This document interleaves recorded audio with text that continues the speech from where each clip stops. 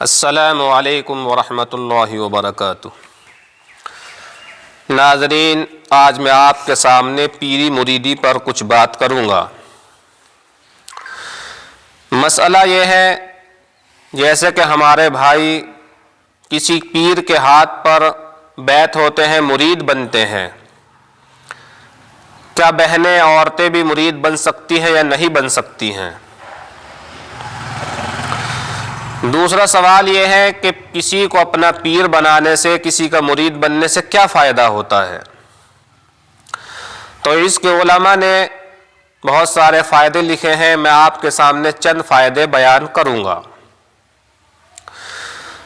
پہلا فائدہ تو یہ ہے کہ آدمی کا دل سنوارنے میں اس سے بڑا فائدہ ہوتا ہے۔ یعنی آدمی اگر کسی کا مرید نہ ہو، خود سے ہی کام کرتا رہے، وہ بھی ٹھیک ہے، لیکن کبھی بے سمجھی میں، بے خیالی میں کچھ غلطیاں ہو جاتی ہیں، تو اگر آدمی چاہے کہ اپنے دل کی اصلاح کرے، اپنے دل کو سنوارے، تو کسی کے ہاتھ پر بیعت ہو جائے، کسی کو اپنا پیر بنا لے، چاہے ہمارے بھائی ہوں، چاہے ہماری بہنیں ہوں۔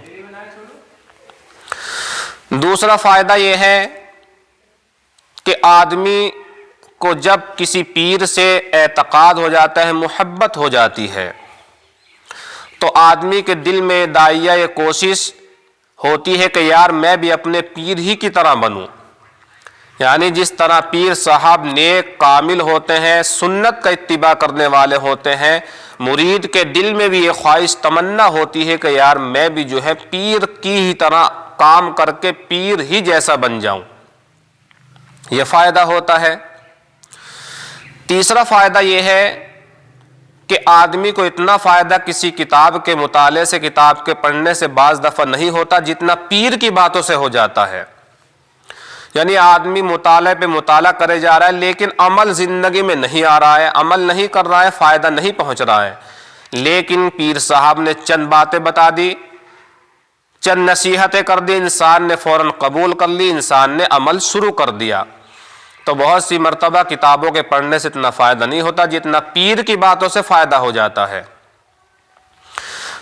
چوتھی بات یہ ہے کہ انسان جو ہے جب ان آدمیوں کو کوئی نصیحت کرتا ہے تو آدمی کو کبھی کبھی غصہ بھی آ جاتا ہے، لیکن اپنے پیر کی بات سے آدمی کو نہ تو ناگواری ہوتی ہے، نہ غصہ آتا ہے، آدمی فوراً پیر کی نصیحت کو، پیر کی باتوں کو قبول کر لیتا ہے، مان لیتا ہے۔